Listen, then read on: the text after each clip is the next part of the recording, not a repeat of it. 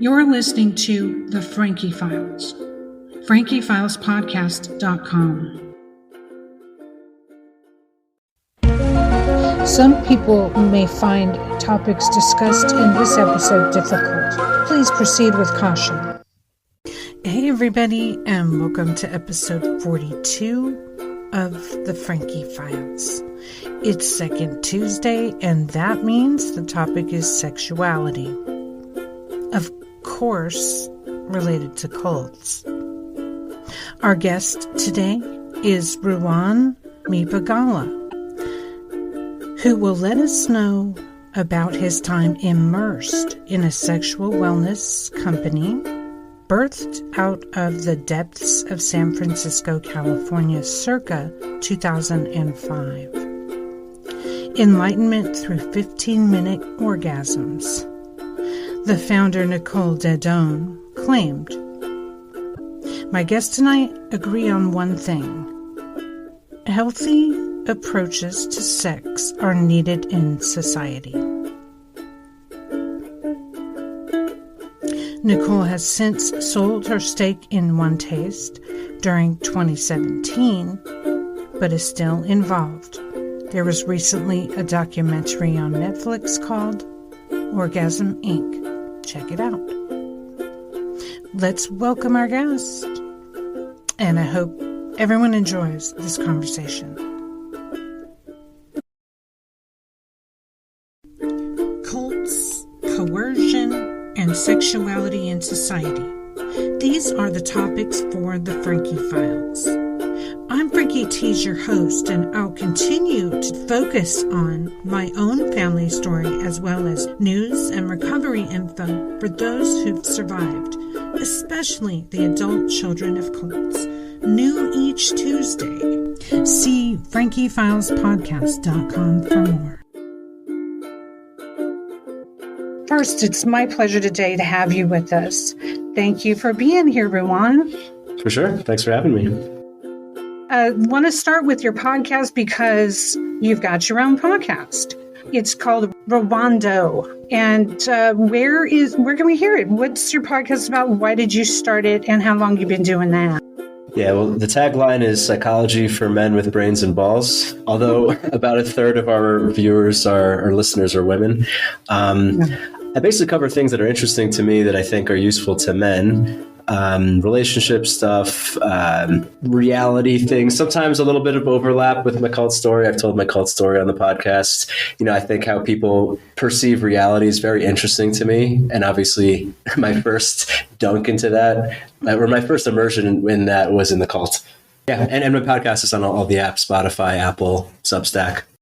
Okay, well, what type of media production have you been involved in? You have been in the documentary on Netflix that I watched to prepare, Orgasm, Inc. What other type of projects have you been involved in? Well, I mean, I've appeared in various stories regarding One Taste. I mean, I think part of it was that I wasn't so ashamed compared to some people who left. And then I also felt I really want to tell the story, not to throw shade or anything, although there's dark things in the story, obviously. But I just think it's like an interesting story about human behavior, as many cult stories are. Right.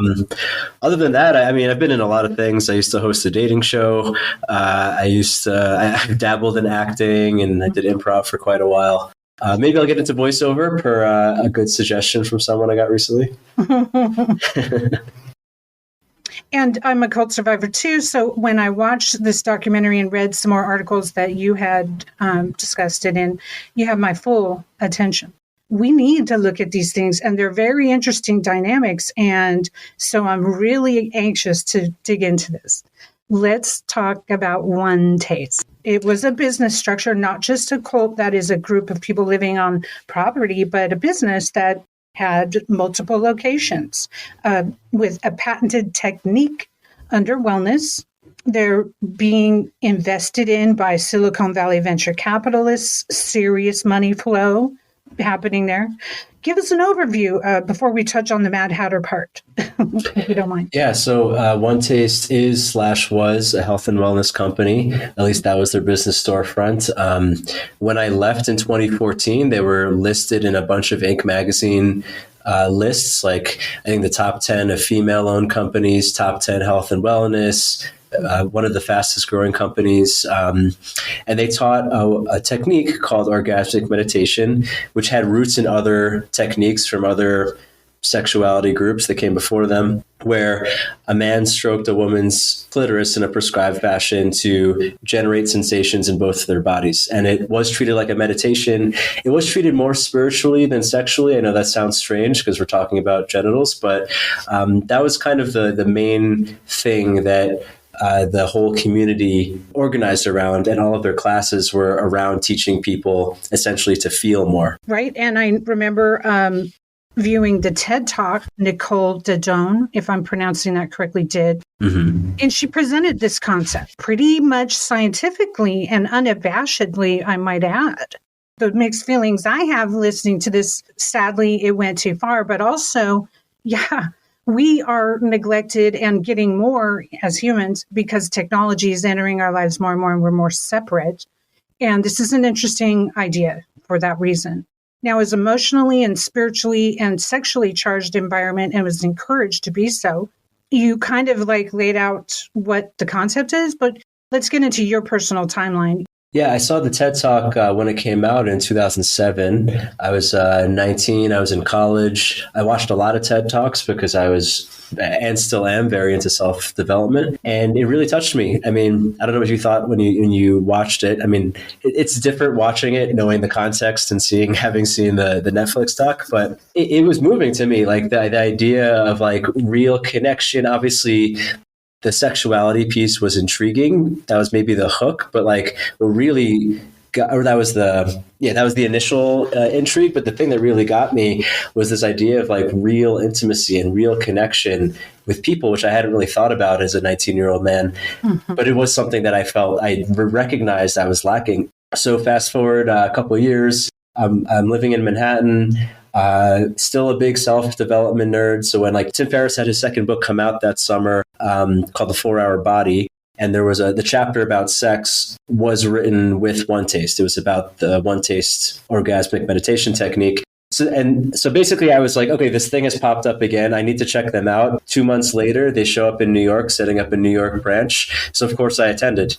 And that's how I ended up. It actually felt very serendipitous, and like things were aligning for me to do this for years, basically. That.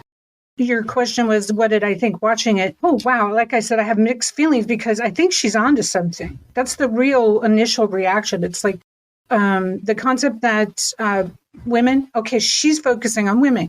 Women are starved of contact. Let's just go there. Not just sex, but like sensual contact. If you go to Hinduism, that aligns, which, the cult I was in did quite a lot of talking and studying about. So, trauma in the body, locked into certain areas, etc. I can see some of that, and it was very intriguing. So I'm not hypercritical only. I am critical because I do think it did go wrong at some point. We'll get into this. Let's not get ahead of ourselves. So your story arc, what year did you go? Was late 2012, a little more than 2 years.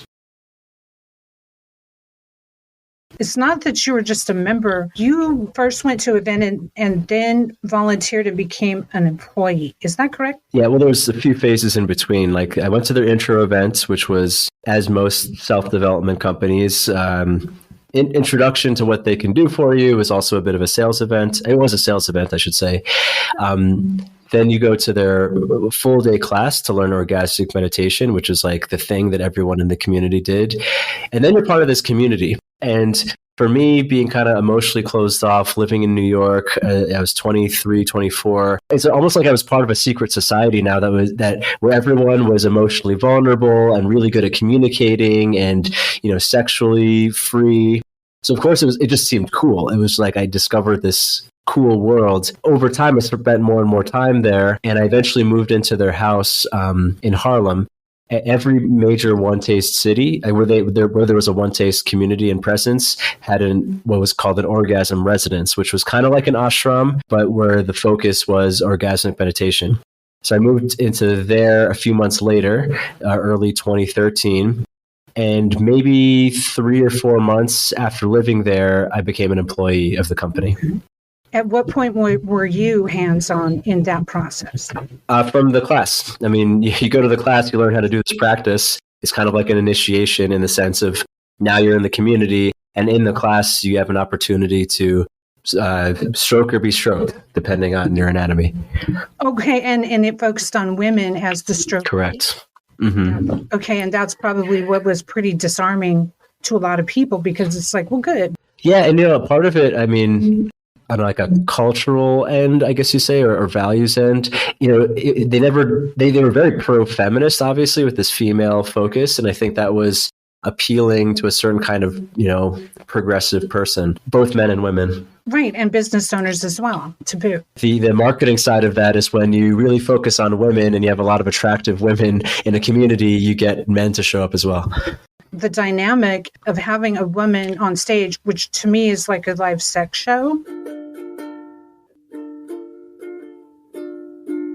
The ideology was next, which was initially Buddhist. I could see, she even, one taste is a derivative of a quote from Buddha. And then Hinduism, I saw New Age religion, which often involves Jesus and rituals and initiations. Okay, so the power of controlling someone's sexuality. What was it like? So was it a transcendent experience? Did you go out of your body? I'm not physically turned on, but I'm kind of spiritually turned on? No, I mean, honestly, I really was intrigued by the emotional vulnerability of this group because it was new to me. The actual Om practice, I didn't get it, actually. I didn't get how these women were having these really profound looking experiences from just stroking their clitoris. I just didn't get it. And I was, actually, it was one of their kind of indoctrination techniques was that during the live demonstration, which would happen in the class, for mine, Nicole was stroking another woman, which is a shock for most people, right? Like a woman naked from the waist down, and she's being stroked and entering a state of orgasm in the middle of, like on a Saturday afternoon in New York. It's something. We were instructed to call out sensations we were feeling. The idea was you're seeing someone in high sensation, empathy causes you to feel things in your own body, but I didn't get it. And everyone else in the room seemed to go along with it. And I was like, this has to be a trick. There's no way, how is everyone feeling these things in their body? People would just yell out, oh, I feel tingles in my spine. I feel warmth in my chest. And later on when I worked for One Taste, I was part of the group who would say things. And I still, honestly, I look back and I'm not totally sure if I felt things or if I convinced myself I felt things or if I, it's one of those things where your subjective perception can be so easily molded, because it wasn't like I was bullshitting when I was working for them, but I was going along with this thing and I really did believe I felt things, right? But now I look back, it's well, I mean, it's one of those things.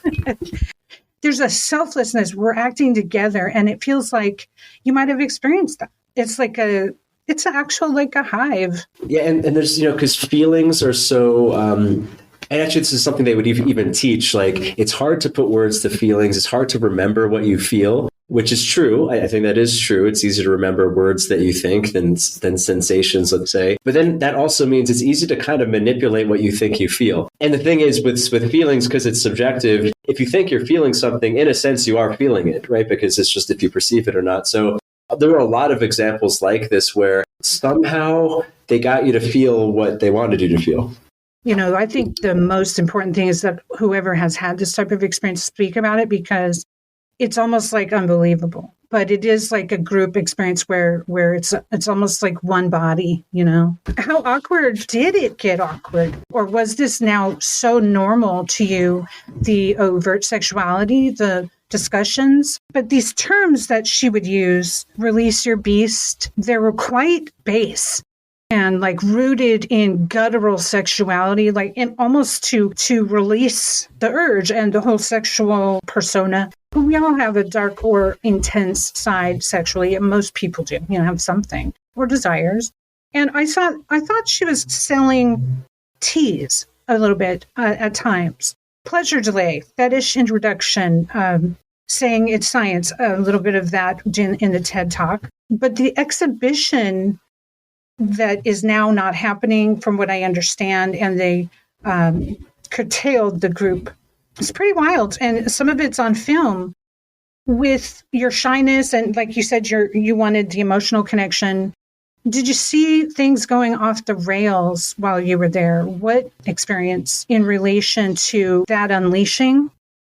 I felt that, and I did think actually the Netflix documentary a bit cherry picked and maybe put some things out of context, but like the idea behind the beast, for instance, and I think they did keep me saying this in the documentary. It's like, I mean, now in modern culture, modern millennial culture, there's the idea of being a savage, which is just being uninhibited. It's the same thing. One Taste did take things to like a real level when it came to like the dark stuff, which I actually found mostly beneficial for most people, like to really be able to express your sexual desires, really be able to go into like almost extreme vulnerability. And there is a high with that in itself.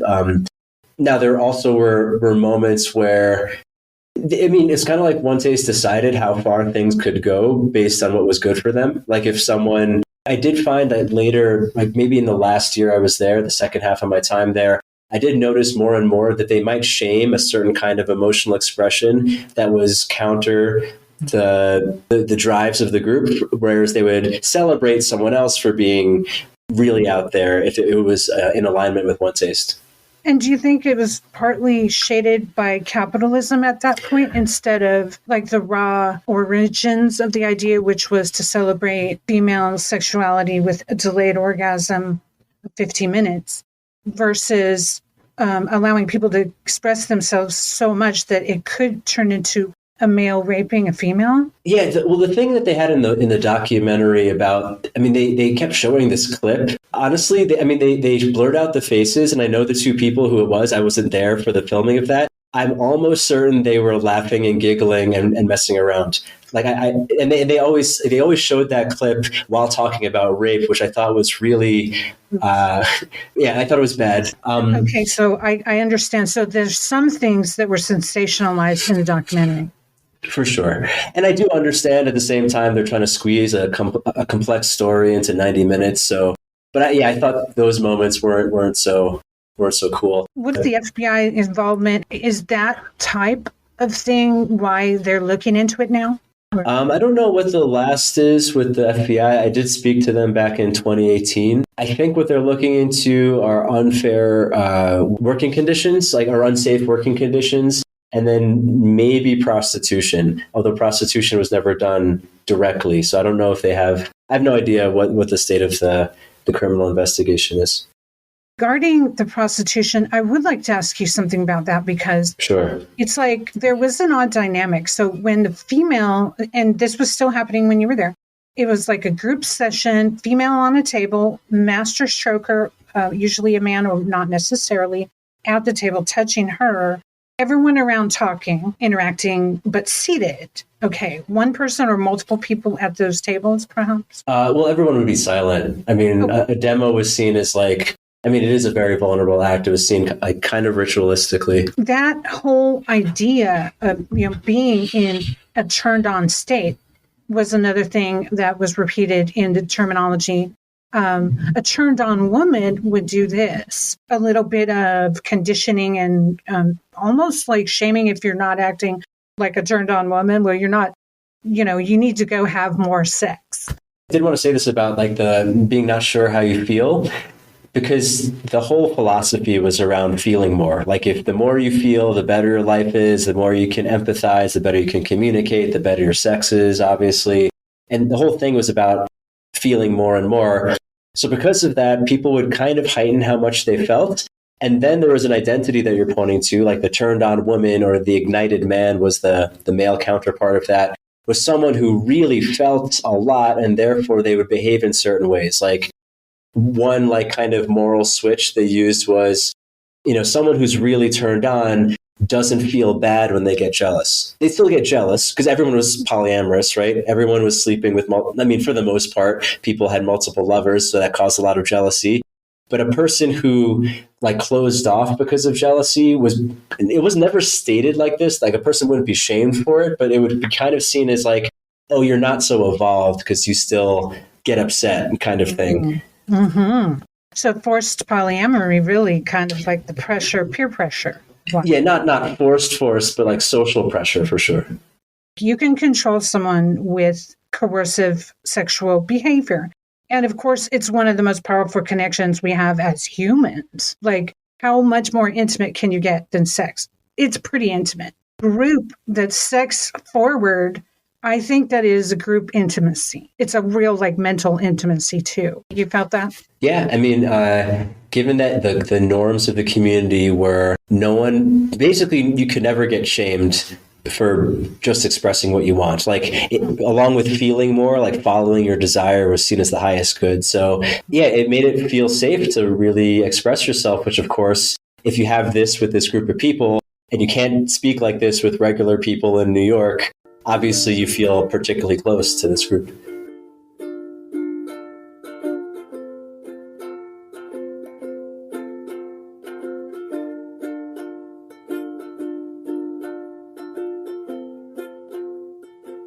How do you view the power dynamic, female totalist, I would say, leadership after all of you experienced? How has it shaped your ideology? I saw one of the clips where you talked about feeling like your mind is broken.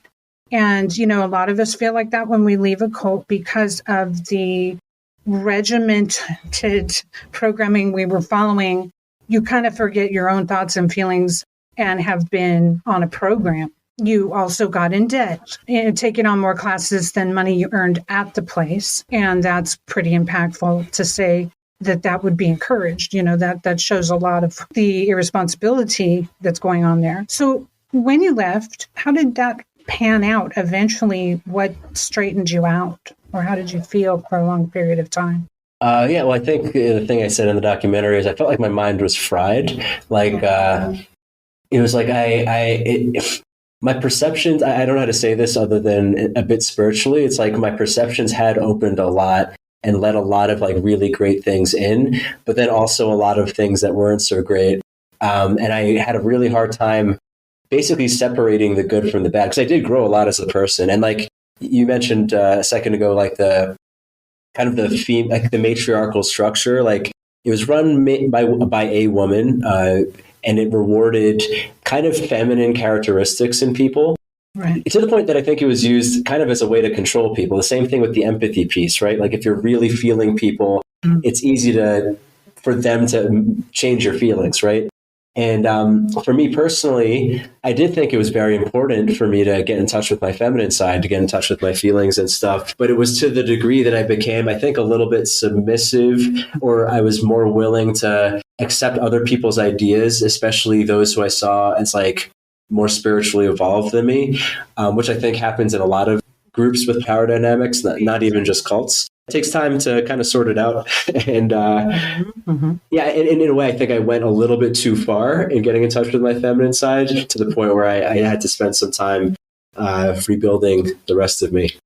There's an amazing website I've discovered recently, decision-making-confidence.com. You might love this, because like what you're speaking about is so nuanced. Many people haven't even looked into this. He talks about sublimation of one or other of the feminine or masculine side within us, you know? Yeah, there's actually a lot of lesbian women. I mean, because obviously a female sexuality organization will attract a fair bit of lesbians. A lot of lesbian women tried sleeping with men for the first time in years at One Taste. And at least the ones I spoke to at the time found it to be kind of a healing experience. Like they swore off men due to some trauma, and they finally were able to forgive again. And I don't know. I mean, I don't know everyone's personal story, but that was a pretty common thing that happened at One Taste.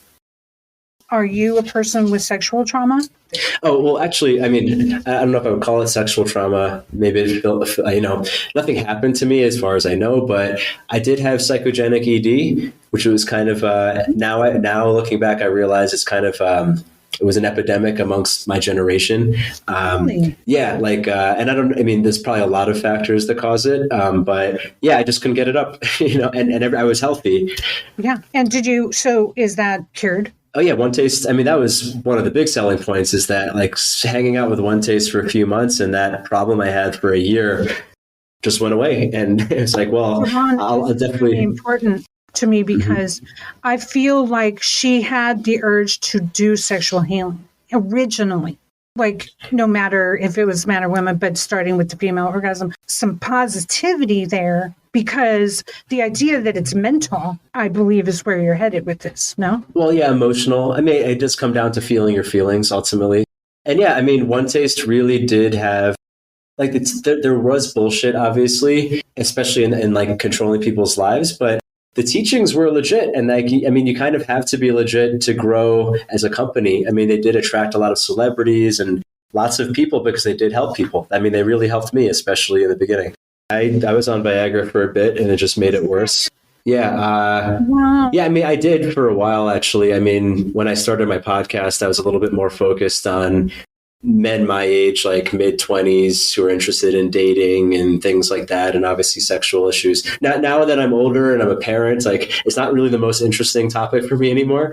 But I used to help people I was listed on Psychology Today for a while, specifically to help people with psychogenic sexual problems. But if you could do me one favor and explain, what is psychogenic?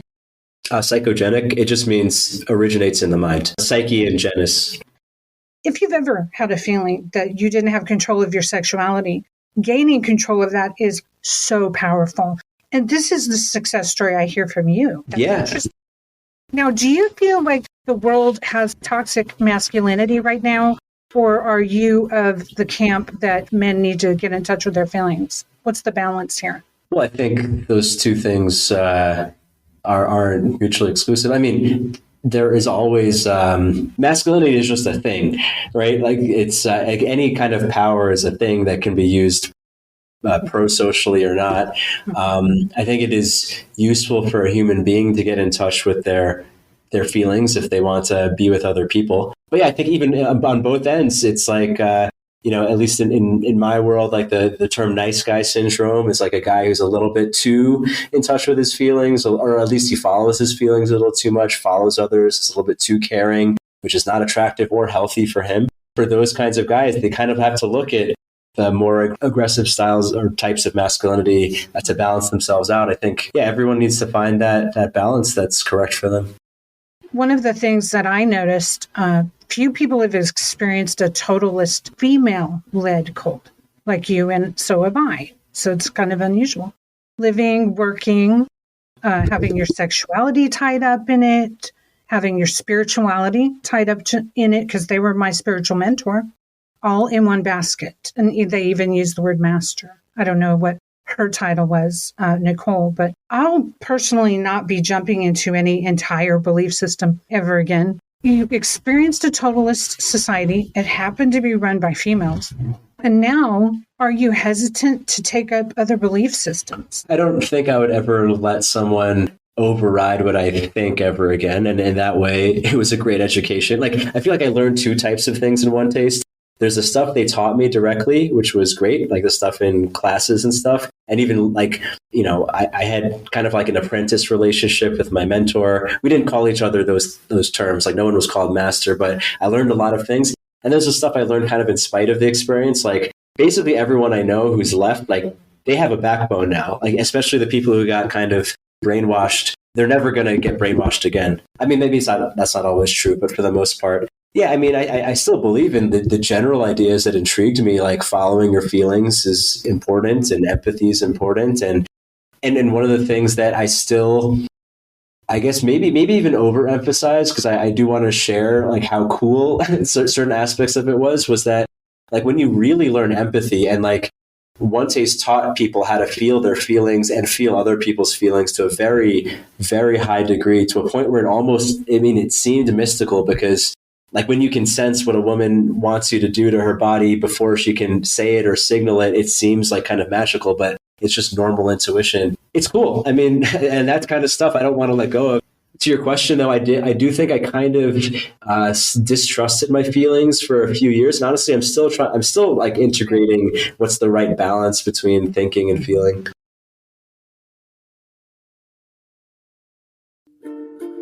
You're listening to The Frankie Files, FrankieFilesPodcast.com. It is a very interesting story in a business sense that it got as far as it did, as off the rails at times as it seemed. Good ideas do go bad. And that's the sad thing. It's like, can we take the good out of this? And I hope that people hear what you're saying, which is there was some good out of this. And you said something earlier, like she did want to help people. I don't think it's like it started good and then it turned bad. It was like there were always good intentions. And I still think she has good intentions. She really believes she's helping people. And at the same time, she wants power. And this is kind of true for all people. Like everybody wants power and everybody wants to be helpful to some balance. I just think on both ends, she was a little bit more extreme. Like the type of personality that wants that kind of worship is kind of a unique. In the documentary, they stressed how she was traumatized by her father. I don't know if that's the root of it. But maybe it is. With a pedophile father on 13 counts or so of child molestation, gotta have a shadow over you a little bit. But who knows? It just seemed like it was a driving factor to attempt to heal the situation. Perhaps. But also, I wasn't cool with the T-shirt idea she had. I got raped and all I got was this victim story. Yeah. Oh, victim. That's right. The whole victim shaming throughout stood out. And I'm not standing by her statements there, but I did think that it was cut in a way where, like, at least when I was in it, there was a lot of discussion about not playing the victim for your own sake. And I still think that's a good move. I mean, obviously people get harmed and they're real victims, but you never really move on until you're willing to drop that. Oh, Robert J. Lifton says moving from victim to survivor. It's a transition so that if you start sharing your knowledge, you're no longer a victim. Boom. You're just done. Cool. You know what I mean? Like, that's a good way to start. And it's true. And I think there were a lot of things that Nicole said that were really true. And she just took it kind of to an extreme where I don't know if it was like for shock value or to differentiate herself, or maybe just to see how far you could push things when you have power over people. If there's a point where things got out of hand, it was because of that dynamic. That hunger for power. Yeah, which we all have. And I'll even say for myself, like I didn't rise that high in the hierarchy, but I was somewhat influential in the cult community. I also had the feel. I mean, of course, I wanted to help people. Anytime I would bring someone in, it was with the intention of helping them. But there was also kind of like a high you get when you do help someone and they praise you. You do get to get someone to do something that they were always afraid to do their whole life. Like it gives you kind of this power rush, which kind of gets mixed in with helping people. And I could see how my own behavior was driven by that a lot. And I think most of the influential people in One Taste are driven by that largely. The idea of coaching can be super rewarding. Now, add sex in the mix and you got a turbojet.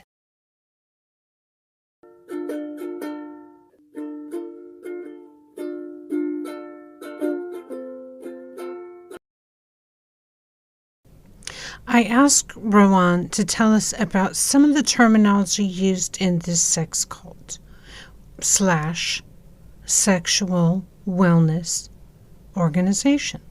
And here's what he had to say. Killing. So killing was a thing where like it was a kind of a communication technique almost where you basically shatter someone's ego. Like it was almost like an extreme version of dropping the mic on someone where like you just said the things usually because you knew enough about their intimate lives that you could basically just like stun their ego where they can't like think or like they're dead essentially. Turned on woman.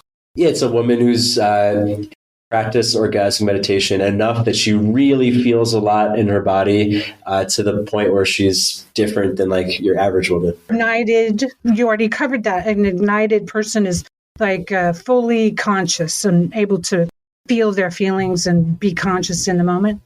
And maybe even feel so much they have kind of an effect on people. They meet him or her. Okay. So like a light worker or an influencer or whatever, but sure. Someone with like a presence, you know? Well, see, we all have that a little, don't we? Okay. Victim story.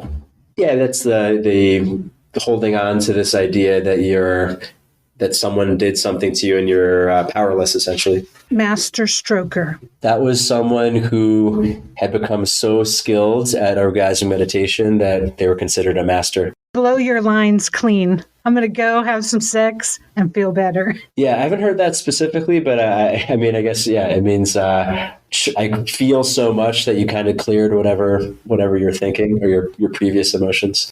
Slash each other for a higher purpose. I haven't heard that one, but I assume there's another term that she used, maybe it's on your list, called benevolent adversary, where you kind of enter into a conflict with someone where you are doing it in a way that you both grow.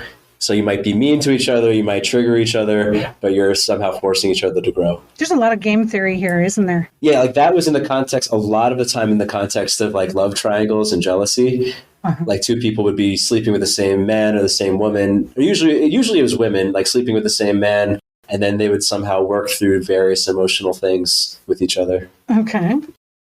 Describe your sex. It meant like describe the qualities of your sex.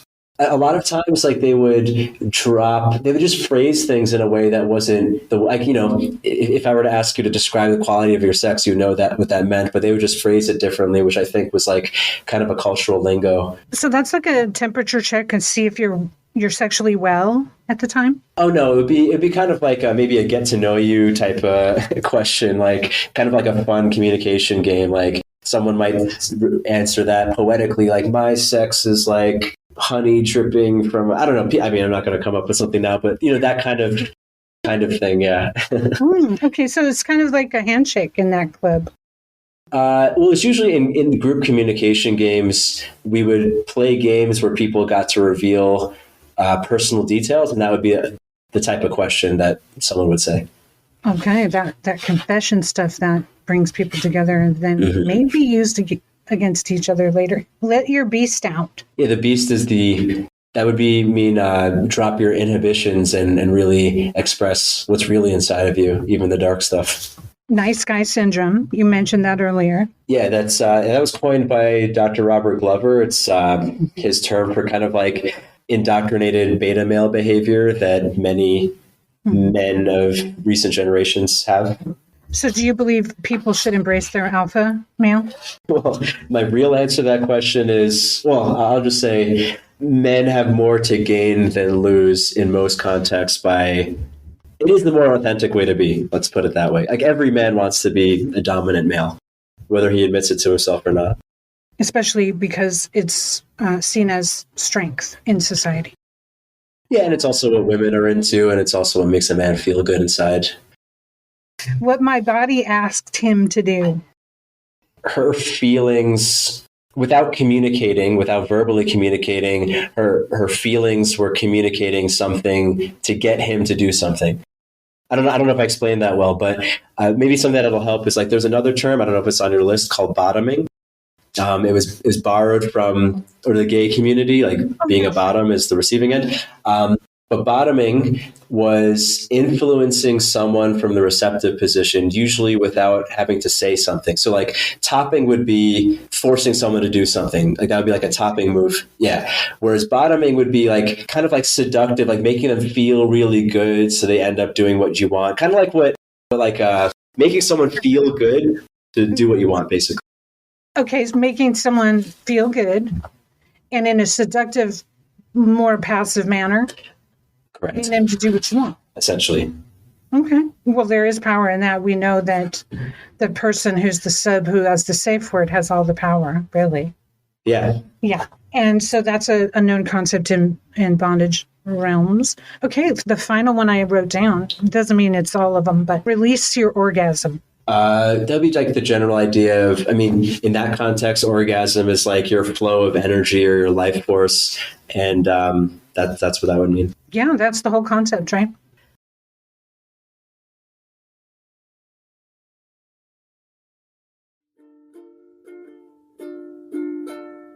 I know it's still going on, but with restrictions. So people can look into that. And do check out the podcast. And please tell us where we can find you. Yeah, you can find me on any podcast app. I'm also back on YouTube. If you just search Ruwando, you'll find me. And all of my work is at ruwando.substack.com. Well, I just got back on YouTube after a couple of years. So yeah, I mean, same thing I've been doing. I love podcasting, and I keep wanting to share things that I think are helpful for people with the world. Do you have a book in the future? Yeah, well, actually, I should have mentioned this. On my Substack, I've serialized my memoir. It'll probably go into print eventually through traditional publishing, but right now it's up there for my paying subscribers on my Substack. Thank you, Ruwan, for being there. Everybody check out ruwando.com. And it's been my pleasure to have the previous One Taste employee here telling us what really happened. Thank you, Ruwan. Thanks, Frankie. Cults, coercion, and sexuality in society. These are the topics for the Frankie Files. I'm Frankie Tees, your host, and I'll continue to focus on my own family story as well as news and recovery info for those who've survived, especially the adult children of cults. New each Tuesday. See FrankieFilesPodcast.com for more. The Frankie Files.